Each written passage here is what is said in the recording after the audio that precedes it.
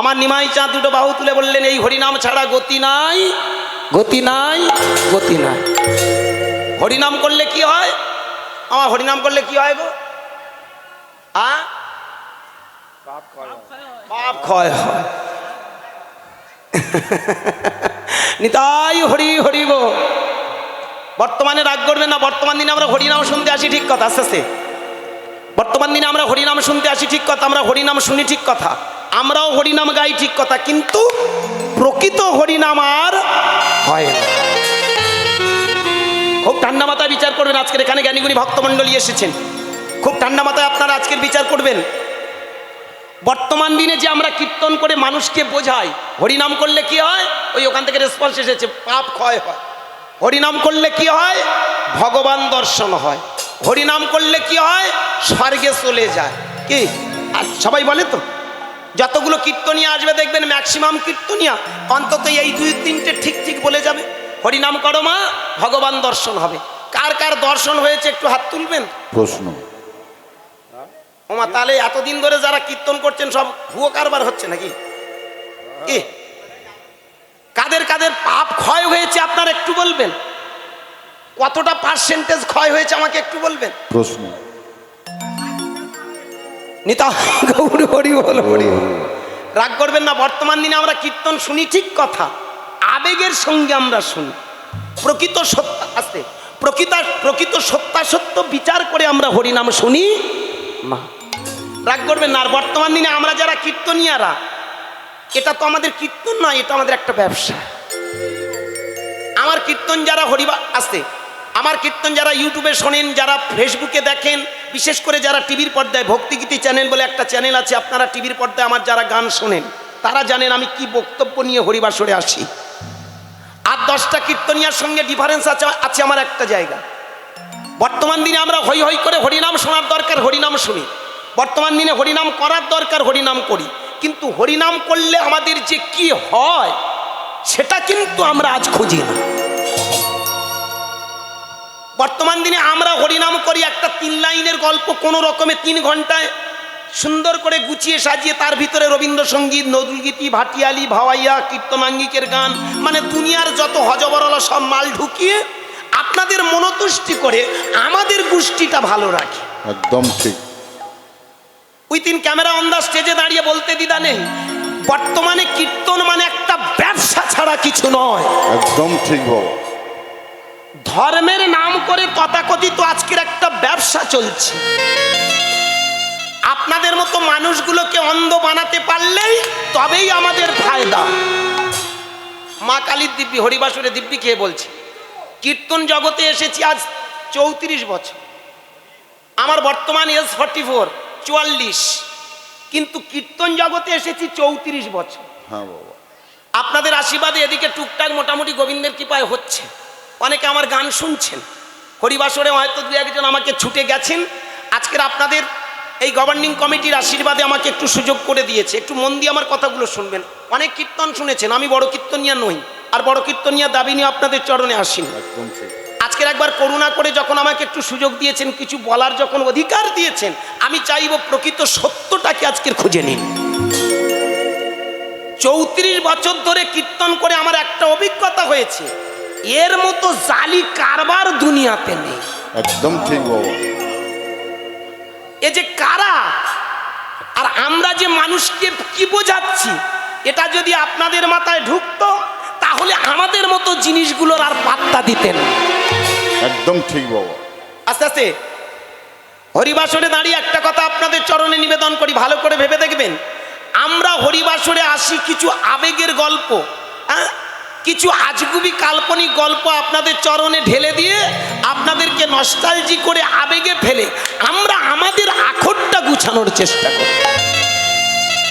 আমরা সব সময় চাই আপনারা একটু অজ্ঞান থাকুন, আমরা সব সময় চাই আপনারা একটু অবুঝ থাকুন, আমরা সব সময় চাই আপনারা একটু মূর্খ থাকুন। কারণ আপনারা যত অজ্ঞান থাকবেন, অবুঝ থাকবেন, মূর্খ থাকবেন, আমাদের মতো সিটিং বাজদের ব্যবসাটা ভালো চলবে। একদম ঠিক। প্রেম সে বলো নিতাই গৌর হরি। আজ আজকের হরিবাসরে একটাই কথা আপনাদের চরণে নিবেদন করব।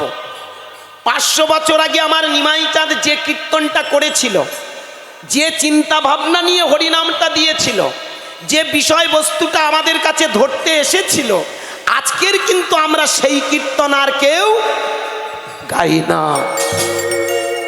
বর্তমানে যে কীর্তনটা, এটা আমাদের মন গড়া কীর্তন, এটা আমাদের ব্যবসায়ী মানসিকতার কীর্তন, এটা আপনাদের বোকা বানিয়ে ধোকা দিয়ে ইনকাম করার কীর্তন।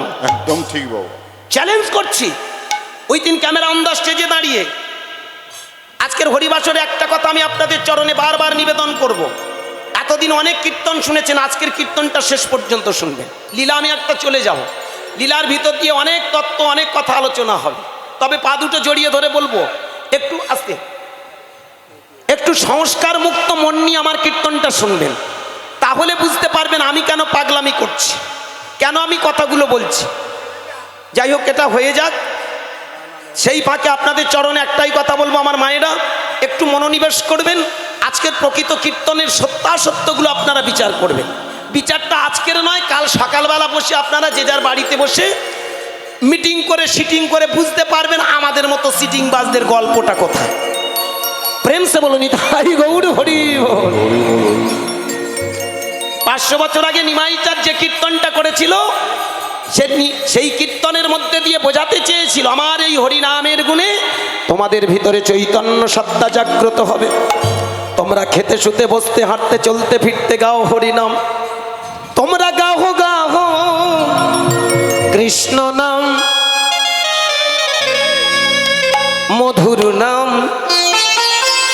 হরিনাম।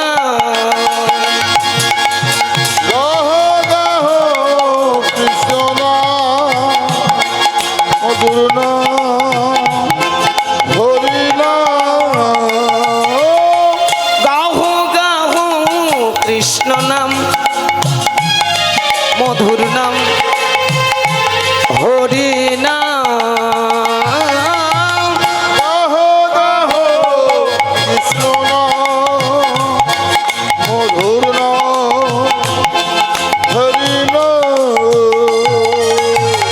পথ চলিতে আর বলিতে, পথ চলিতে আর বলিতে, পথ চলিতে আর বলিতে, পথ চলিতে আর বলিতে।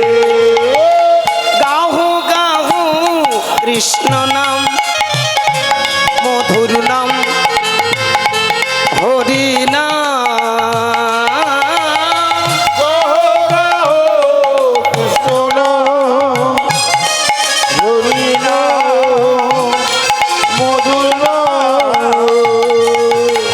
বিশ্বাসে বিশ্বাসে সংকটে দুর্গমে, বিশ্বাসে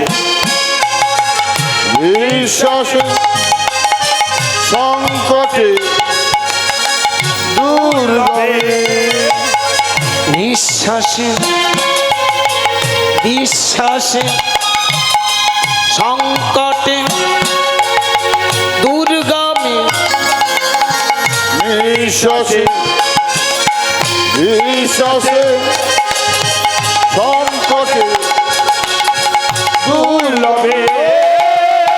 গাহো গাহো কৃষ্ণ নাম, মধুর নাম হরি নাম। কৃষ্ণ নাম, মধুর নাম হরি নাম। পথ চলিতে আর বলিতে, নিতাই গৌর হরি হরি হরি হরি হরি।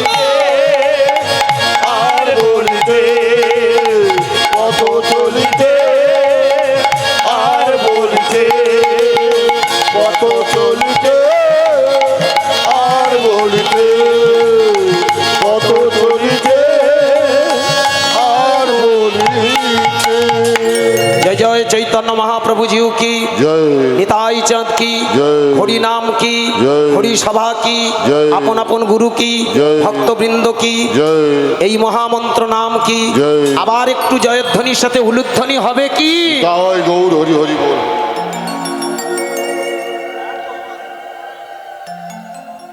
বড্ড কম কম লাগছে ভোল্টেজটা একটু কম একটু বাড়িয়ে দিন ভোল্টেজটা হ্যাঁ মা, হ্যাঁ মা। ভেনসে বলুন তাই গৌর হরি হরি বল।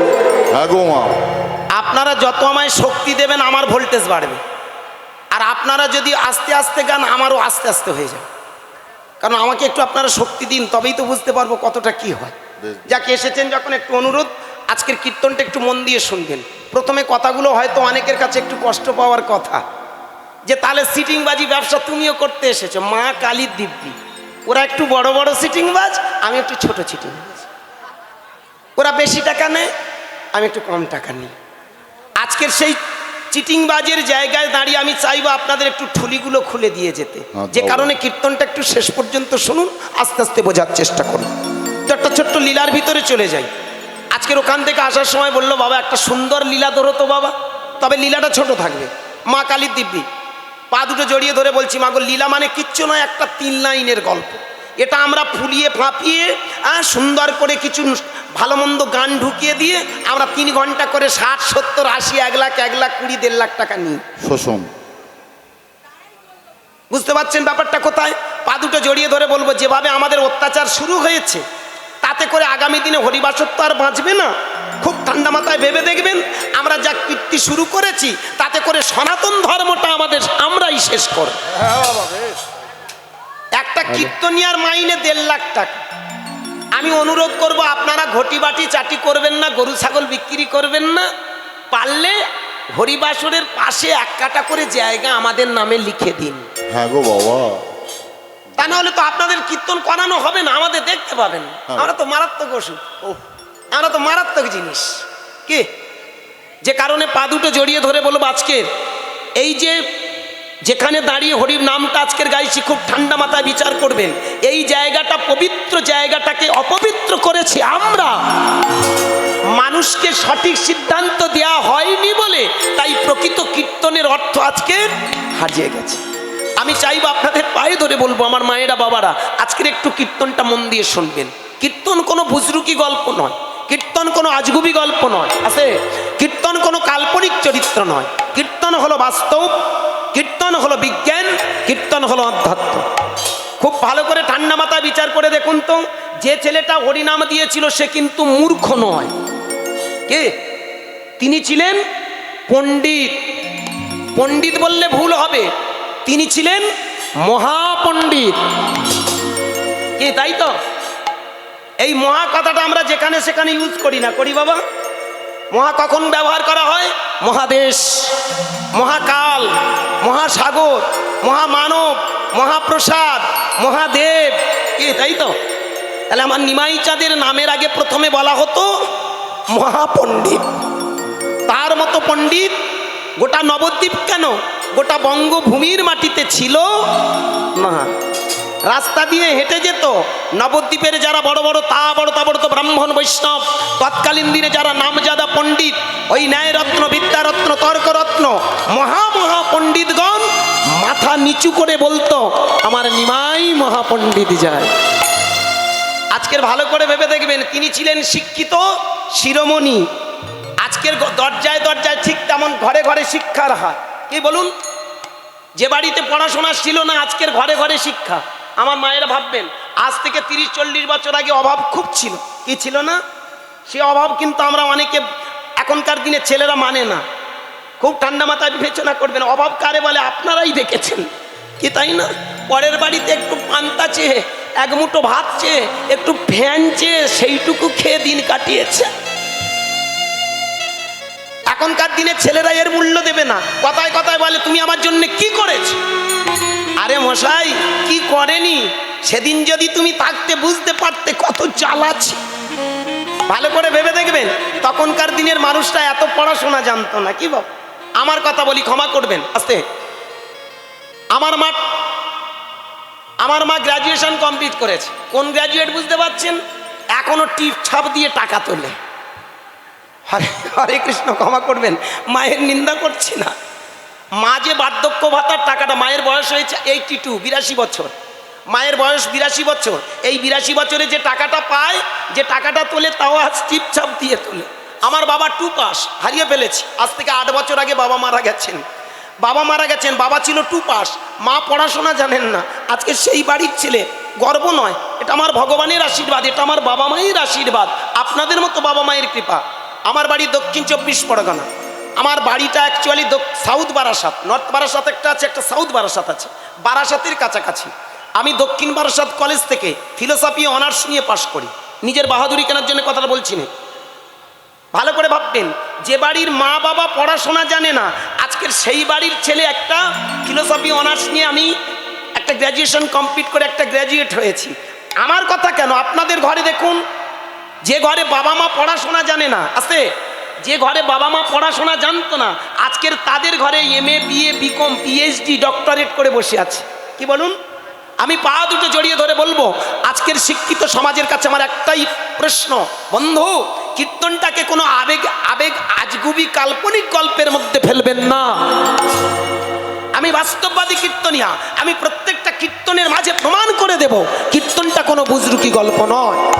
কীর্তন মানে ওই স্বর্গে যাওয়ার গল্প নয়, কীর্তন মানে পাপ পুণ্যের গল্প নয়, কীর্তন মানে বসে বসে হরিনাম করে স্বর্গে চলে যাব, এ গল্প নয়। যেটা 500 বছর আগে নিমাই চাঁদ বলতে চেয়েছিল, আজকের সেটা আমরা ধামা চাপা দিয়ে দিয়েছি, আর সেটাই হবে আজকের আমার লীলার ভিতরে প্রকাশ। তো চলুন ছোট্ট করে লীলাটা চলে যাব, আর তার ভিতর দিয়ে অনেক তত্ত্ব কথা। কারণ লীলা না গাইলে আমার মায়েরা কালকে সকালবেলা আচ্ছা রকম গালাগাল দেবে না। আমার এটা আত্মবিশ্বাস, মা কোনোদিন ছেলের গালাগাল দেয় না। না, তবে অনেকে বলে, দূর মেড়া খেকো, কি কীর্তন করলি, হ্যাঁ একটা পালা গাইলিনি, শুধু বটর বটর করে চলে গেলি। কি সেই জায়গাটা যাতে না থাকে, আমি ছোট্ট করে একটা লীলার ভিতরে চলে যাব। আজকের যে বিষয়টা খুব দামি একটা লীলা, খুব এই সিচুয়েশন অনুযায়ী লীলাটা বড় প্রযোজ্য। আমি মনে মনে সিদ্ধান্ত নিয়েছি, ভালো করে ভেবে দেখবেন। আপনাদের বাড়িতে মন্দির আছে তো, ঠাকুর ঘর আছে তো? যারা মন্দির আঁকায়নি তাদের ঘরে ছোট ছোট ঠাকুর ঘর আছে। কি ঠাকুর ঘর আপনারা করেছেন? আপনারা ঠাকুর ঘরে ঢোকেন তো? আচ্ছা, 500 বছর আগে ঠাকুর ঘরে ঢোকার অধিকার ছিল কি? প্রশ্ন। কলটা কোথায়? খুব ঠান্ডা মাথায় ভাববেন। যে সময়টা নিমাই চাঁদ জন্মেছিল, সেই সময়টা নিমাই কেন হরিনাম দিয়েছিল জানেন? যেভাবে ব্রাহ্মণ্যবাদীদের চরম চক্রান্তের শিকার ছিল, ওই ব্রাহ্মণ্যবাদীদের চরম চক্রান্তের হাত থেকে সাধারণ মানুষকে রক্ষা করার জন্য কিন্তু এই হরিনাম। নোটিস পয়েন্ট, একটা দামি জায়গা লক্ষ্য করে দেখবেন। এমন একটা সময় ছিল, তোমার মন্দির, তোমার ঠাকুর ঘর, তোমার দেবতা, তোমার নৈবেদ্যাদি, তোমার ফলমূল, তোমার সব কিছু, তুমি মন্দিরে ঢুকতে পারবে না। ঢুকবে কারা? ওই চিটিংবাজের দল, যারা তোমার মাথায় টুপি পরিয়ে। কেন চিটিংবাজ বললাম পরে আমি সিদ্ধান্ত দিয়ে যাব। আজকের হরিবাসনে অনেকে বলে, এ শালার গান শুনবো কি, এ শালা সেই দীনকৃষ্ণর ভাইরা ভাই। কি রাগ করবেন? অনেকে আবার দীনকৃষ্ণ বাবুর সঙ্গে আমার কম্পেয়ার করে বসে, ক্যামেরার সামনে বলতে নেই। মা কালীর দিব্যি, দীনকৃষ্ণর সঙ্গে আমার কোনো সম্পর্ক নেই। ওর ভাইরা ভাইও নই, আর ওর কাছের লোকও আমি নই। ওর বাড়ি কোথায়? সেই বকুলতলা জয়নগর, আর আমার বাড়ি কোথায়? মগরাহাট, বারাসাত। আমি বিয়ে করেছি কোথায়? মেদিনীপুরের মেয়েকে, আর ও বিয়ে করেছে ঘরের পাশে। কি করে আমরা ভাইরা ভাই হলাম গো? তবে আমাদের বক্তব্যগুলো অনেকটা একরকম হয় বলে অনেকে এক বলে ফেলে। আমি পা দুটো জড়িয়ে ধরে বলবো, বন্ধু, আমি কিন্তু দীনকৃষ্ণ নই। প্রত্যেকটা হরিবাসরে আমি একটাই বলি, অনেকে আমার সঙ্গে কম্পেয়ার করে, তারা অনেক কিছু ভেবে বসে। আমি কাউকে ইনসাল, কাউকে থ্রেট, আমার সনাতন ধর্মটাকে আমি ছোট করার জন্যে আমি কোনোদিন কোনো কথা বলি না। আজকেরও সেই কথা বলতে আসিনি। আমি পা দুটো জড়িয়ে ধরে বলবো, কীর্তনটা শেষ পর্যন্ত শুনবেন। যে সময়টা নিমাই হরিনাম দিয়েছিল, সেই সময়টা বড় ছিল ভয়াল, ভয়ঙ্কর। এই যে জাত জাত করে সমাজটা একটা কাত হয়েছিল, ব্রাহ্মণ্যবাদীদের চরম চক্রান্তের শিকার হয়ে সাধারণ হাড়ি, মুচি, মুত্তপরাস, কাওড়া, করঙ্গা, তিওর, বাগদি, পোদ, যাদেরকে আমরা ছোট জাত বলি, যাদেরকে শূদ্র বলি, তারা কোনোদিন ওই মন্দিরে ঢোকার অধিকার ছিল না। আমার নিমাই যদি না আসতো, বলুন আপনারা আজকে ঠাকুর ঘরে ঢুকছেন তো? পুজো করছেন তো? এটা কার অবদান? আমার নিমাই যদি না আসতো তাহলে এই দিনটা আমরা পেতাম না। আজকের ভালো করে ভেবে দেখবেন আরো একটা দামি জায়গা, এই যে আজকের এখানে আপনারা এতগুলো মানুষ এসেছেন, বিভিন্ন ধর্মের মানুষ, মানে বিভিন্ন জাতের মানুষ আছেন, কি আছেন না? হাড়ি, মুচি, মুদ্রাস, কাওড়া, করঙ্গা, তিওর, বাগদি, পোদ, কি ব্রাহ্মণ, ক্ষত্রিয়, বৈশ্য, শূদ্র সব আছেন এখানে। এই যে একটা প্ল্যাটফর্মে বসে এই যে হরিনাম, এই যে কৃষ্ণ নাম, এই যে নাদ ব্রহ্ম, সাউন্ড এনার্জি, শব্দ ব্রহ্ম, ওঙ্কার ধ্বনি, এই যে হরিনামটা কোনো কালে হতো না। ভালো করে ভেবে দেখবেন, মনুসংহিতায় প্রমাণ আছে, যদি কোনো ছোট জাত হরিনাম গাইতো তবে তার জিহ্বাটা ছিঁড়ে নেওয়া হতো। আর ছিঁড়ে নিত কারা? ওই চিটিংবাজ ব্রাহ্মণের দল। কেউ যদি হরিনাম শুনতো তবে তার লৌহ শলাকা গরম করে এ কর্ণ দিয়ে ও কর্ণ ভেদ করে দেওয়া হতো। করতো কারা? ওই সমাজপতি যারা ব্রাহ্মণের জায়গায় দাঁড়িয়ে ব্রাহ্মণ্যবাদীর চরম চক্রান্তে আমাদেরকে শেষ করে দিয়েছে। এইখানে দাঁড়িয়ে নিমাই চাঁদ বললেন, পৃথিবীতে তো সবাই আমরা মানুষ, তবে কেন একে অপরের এই যাতায়াত? মানুষ প্রকৃত সত্যটাকে চিনুক, মানুষ প্রকৃত সত্যটাকে জানুক, আর এই সত্য জানার জন্য তিনি দিয়ে গেলেন হরিনাম। ভালো করে ভেবে দেখবেন, তৎকালীন দিনে এমন একটা ভয়ঙ্কর সমাজ ব্যবস্থা ছিল, রাস্তা দিয়ে যদি কোনো ছোট জাত হেঁটে যেত, ওই রাস্তায় কোনো ব্রাহ্মণ যেত না। ব্রাহ্মণ যদি সেই রাস্তায় ভুল করে গিয়ে পড়তো, আর ছোট জাতের ছায়া, মানে ওই হাড়ি, মুচি, মুদ্রাস, কাওড়া, করঙ্গা, তিওর, বাগদি, পোদ, ওদের যদি ছায়াটা মারাতো তবে সঙ্গে সঙ্গে গঙ্গায় স্নান করে তবে ঘরে ফিরত। আমার নিমাই সেইখানে দাঁড়িয়ে বললেন, এ আবার কেমন গো? হ্যাঁ, একই তো আমরা রক্তে গড়া মানুষ, একই তো পৃথিবীর সন্তান, তাহলে ও আজকে নিজেকে ব্রাহ্মণ বলে ছায়া মারালে তবে গঙ্গায় স্নান করবে, ছায়া মারালে ছুটে গিয়ে গঙ্গায় স্নান করে তবে ফিরবে? এটা কোন ধর্ম? এটা কোন সনাতন? তাই আমি সব বেড়া জাল মুছে দেব, আমি সমস্ত জাতপাত ভুলিয়ে দিয়ে এদের প্রকৃত সত্যটাকে প্রকাশ ঘটিয়ে দেব। তাই তো নিমাই চাঁদ দুটো বাহু তুলে গাইলেন এই হরিনাম। এই হরিনামের মাধ্যমে প্রকাশ হয় কি আমরা কারা। তিনটে প্রশ্নের মীমাংসা হয়, কোথায় ছিলাম, কোথায় এলাম, কোথায় যাব। আমরা মন্দিরে গিয়ে কেন পূজা করি? ওই মন্দিরের দেবতার মধ্যে যে দেবত্ব আছে, ডিভিনিটি আছে, সেই দেবত্বটা মানুষের ভিতরে যাতে প্রকাশ পায়। প্রত্যেকটা প্রশ্নের যথাযথ উত্তর নিয়ে আজকের আমার লীলা। তাই আজকের আমার লীলা হবে, মায়েরা ভালো করে ভেবে দেখবেন, আপনারা ভগবানকে সেবা দেন তো? সেবা দেন তো? প্রতিদিন দেন তো? কোনোদিন দেখেছেন কি ভগবান নিজে ভক্তকে সেবা দিয়েছে?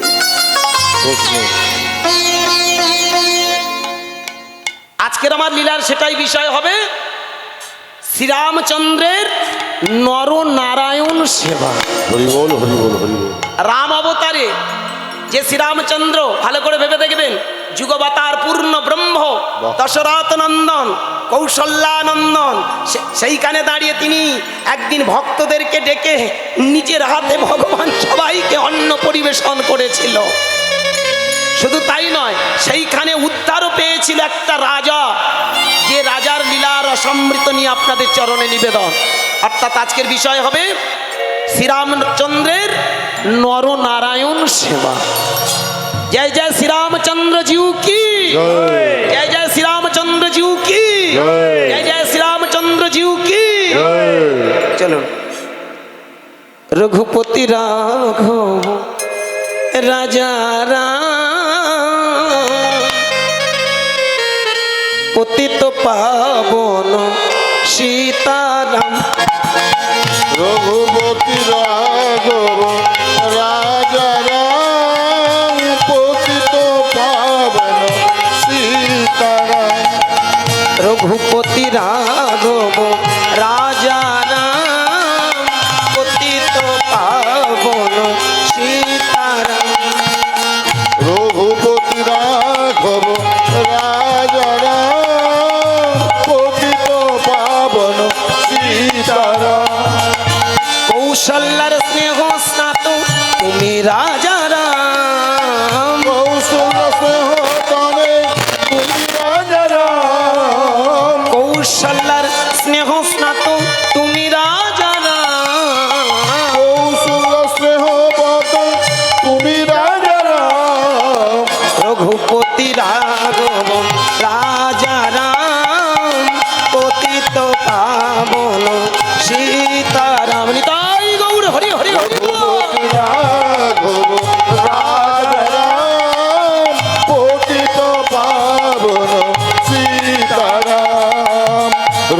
পতিরাঘব রাজা রাম পতিত পাবন সীতারাম। जय जय श्री रामचंद्र जी की, জয় नारायण की, জয় कृष्णचंद्र की, जय। गौर हरि की, जय। चतुर्युग की, जय। भक्तवृंद की। जय। এবার লীলায় আমরা প্রবেশ করব কি? চলুন প্রেম সে বলো নিতাই। কালঞ্জর বলে একটা রাজা ছিল, ভালো করে ভাববেন, আস্তে লীলাটা খুব মন দিয়ে শুনবেন। লীলার ভিতরে কিন্তু আমি বলবো লীলাটা ছোট রাখবো, তত্ত্ব বেশি হবে। রাজা ছিল, নাম তার কালঞ্জর। অযোধ্যা থেকে কিছুটা দূরে একটা রাজ্য ছিল তখনকার দিনে, যার নাম ছিল কালঞ্জর। আর ওই কালঞ্জর রাজ্যের রাজার নাম রাজা কালঞ্জর। রাজার নামানুসারে নাম হয়েছে, ভালো করে ভাববেন আস্তে। যেমন আজও দেখবেন অনেক হাট বাজার আছে যেখানে দামি দামি গুণী মানুষদের নামানুসারে নাম হয়ে আছে। আজকের এই জায়গাটার নাম ইছাপুর হাট। ভালো করে ভেবে দেখবেন, কোনো একটা মনে হয়, আমার মন বলছে কোনো একটা ব্যক্তি এক সময় যার নাম ছিল ইছা, কি নাকি, তার এই যে জায়গার নামানুসারে হয়েছে। যেমন আমাদের ওদিকে একটা জায়গা আছে যেটার নাম জীবন মণ্ডলের হাট। জীবন বলে একজন বাবু ছিলেন, তার নামানুসারে নাম।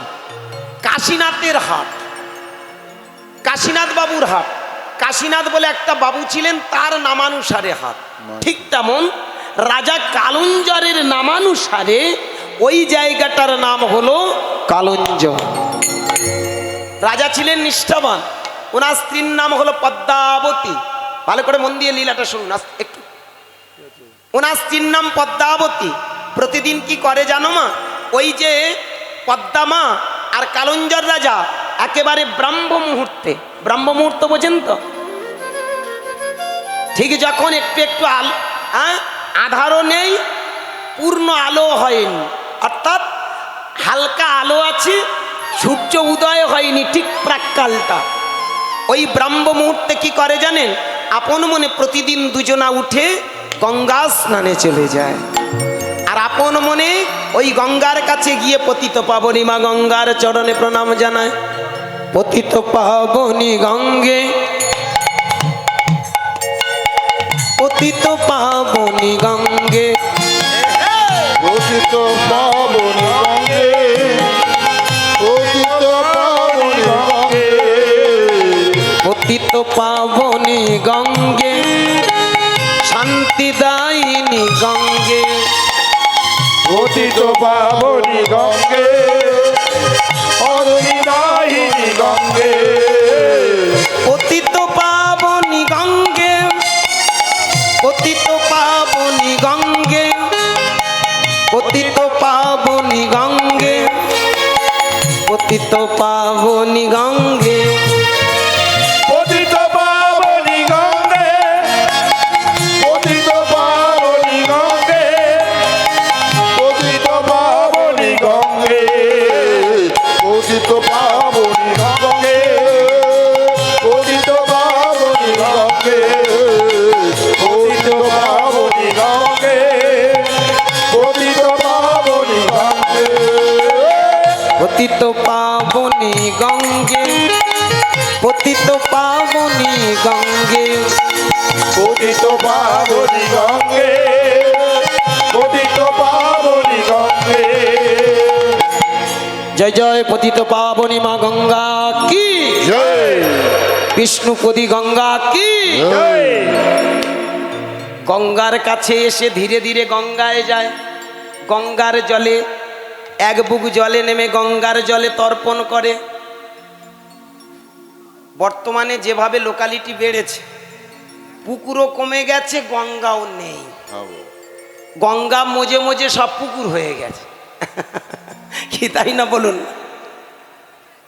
যা ঘর বাড়ি হয়ে যাচ্ছে। এমন এমন জায়গা আছে যেখানে লক্ষ্য করে দেখবেন, সেখানে আর গঙ্গা এক সময় ছিল, কিন্তু সেখানে চর পড়তে পড়তে এখন সেই চরে প্রচুর বসতি হয়ে গেছে। আমার মায়েরা অনেকে সকাল হলে গঙ্গায় স্নান করেন, মানে গঙ্গা বলতে গেলে পুকুর। আমা পুকুরে স্নান করেন তো? স্নান করেন তো পুকুরে? আচ্ছা, পুকুরটা গঙ্গা না গঙ্গা নয়? বলে পুকুর, আবার পুকুর, আবার গঙ্গা হবে কি করে? কি বলুন? গঙ্গা গঙ্গা, পুকুর পুকুর, পুকুর আবার গঙ্গা হয় কি? তাই না? হ্যাঁ, এইবার ঠান্ডা মাথায় ভালো করে ভেবে দেখুন, যত দিন যাচ্ছে তত আমাদের ভিতরে খুঁতখুঁতানি একটা ব্যায়াম ঢুকছে। একদম ঠিক। কারণ যত ব্যায়াম ঢুকবে তত ধর্মটা আস্তে আস্তে লোপাট হয়ে যাবে। একদম ঠিক।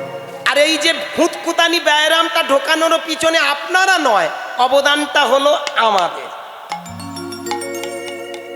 তাই না? বলুন না। মালা পরেননি? মালা পরেননি কেন? তুলসীর মালা পরতে হয়। তুলসীর মালা না পড়লে দেহ শুদ্ধি হয়। সেদিন 30,000 টাকার কীর্তনিয়া হরিবাসরে দাঁড়িয়ে বলছে, যাদের গলায় মালা নেই তারা পশুর তুল্য। শালার আক্কেল লেগেছেন? রাগ করবেন না। হরিবাসরে দাঁড়িয়ে বলছে যাদের গলায় মালা নেই তাদের দেহটা পশুর তুল্য। আচ্ছা ভালো কথা, তারপরে কি? সে যদি কাউকে অন্ন দান করে সেটা হয় নাকি বিষ্ঠা তুল্য, মানে পায়খানা। সে যদি কাউকে জল দান করে সেটা হয় মূত্র তুল্য, মানে প্রস্রাব। খুব ঠান্ডা মাথায় ভাবুন তো মায়েরা, যারা যারা মালা গলায় নেননি তারা জানবেন পশুর তুল্য। যদি কাউকে অন্ন দান করেন সেটা হয় পায়খানা, আর যদি জল দান করেন সেটা হয় নাকি পেচ্ছাপ। জানে না, বলে ফেলে। ভালো হাসি নয়, কথাগুলোর মানে আছে।